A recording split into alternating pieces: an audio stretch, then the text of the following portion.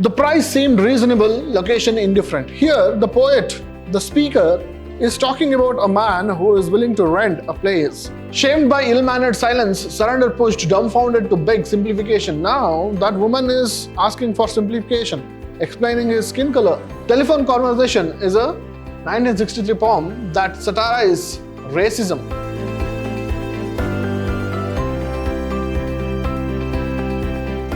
Hello students, I am Anil, Assistant Professor of English, Vidhyaashram First Grade College, the Temple of Excellence, MYSURU.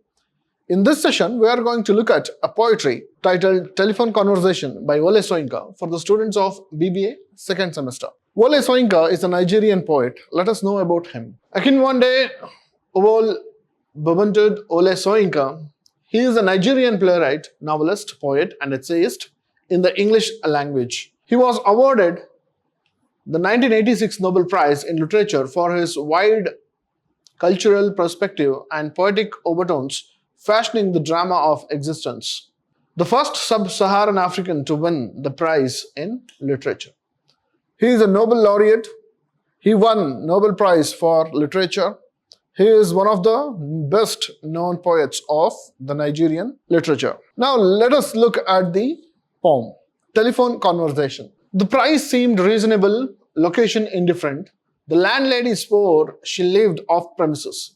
Nothing remained but self-confession. Madam, I warned, I hate a wasted journey. I am African. Silence. Silenced transmission of pressurized good breeding. Voice when it came, lipstick-coated, long gold-rolled cigarette holder picked. Caught I was foully. How dark? I had not misheard. Are you light or very dark? Button B, button A. Stench of rancid breath of public hide and speak. Red booth, red pillar box, red double-tiered omnibus, squelching tower. It was real. Shamed by ill-mannered silence, surrender, pushed dumbfounded to beg simplification. Considerate she was, varying this emphasis. Are you dark or very light? Revelation came. You mean like plain or milk chocolate? Her accent was clinical, crushing in its slight impersonality. Rapidly wavelength adjusted. I chose West African sepia and as afterthought, down in my passport, silence for spectroscopic flight of fancy, till truthfulness clanged her accent, hard on the mouthpiece. What's that? Conceding, don't know what that is. Like brunette, that's dark, isn't it? Not altogether. Facially, I am brunette, but madam, you should see. The rest of me, palm of my hand, soles of my feet are a peroxide blonde. Friction caused, foolishly madam, by sitting down, has turned my bottom raven black. One moment, madam, sensing her receiver rearing on the thunderclap about my ears. Madam, I pleaded, wouldn't you rather see for yourself?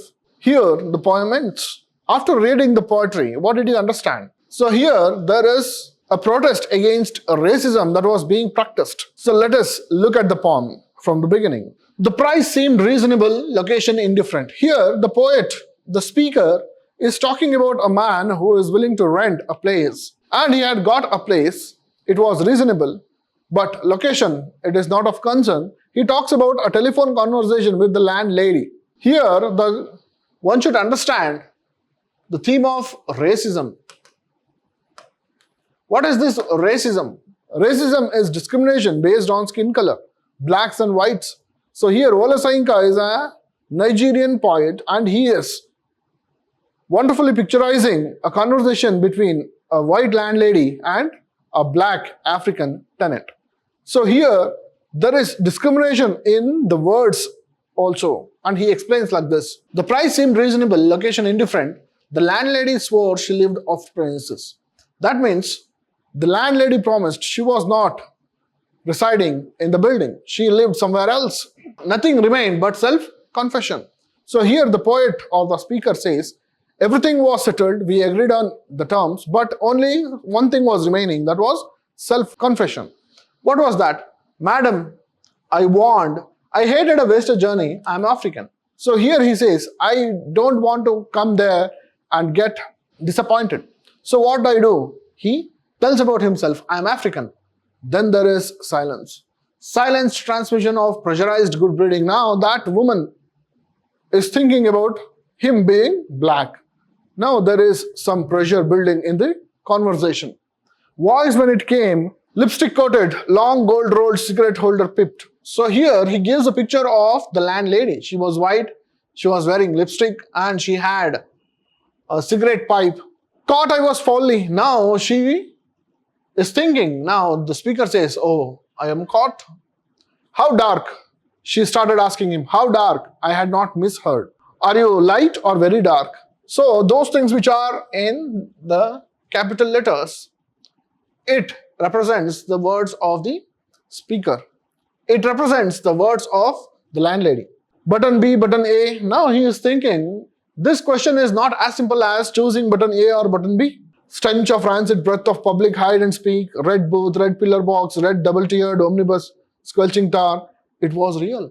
Now listening to this, that the woman is asking about his skin color, he thinks that he was really shocked. He thinks, is all this real?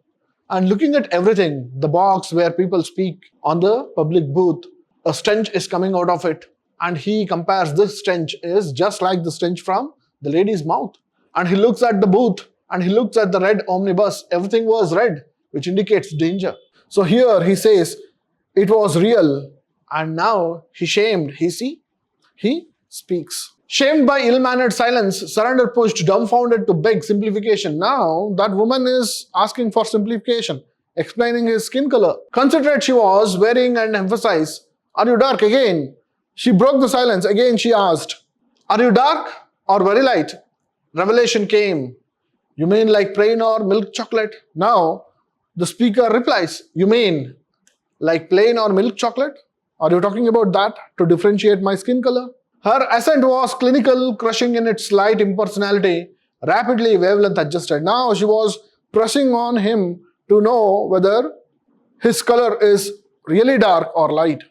And now his wavelength adjusted. Now he gets to know how to speak with the lady.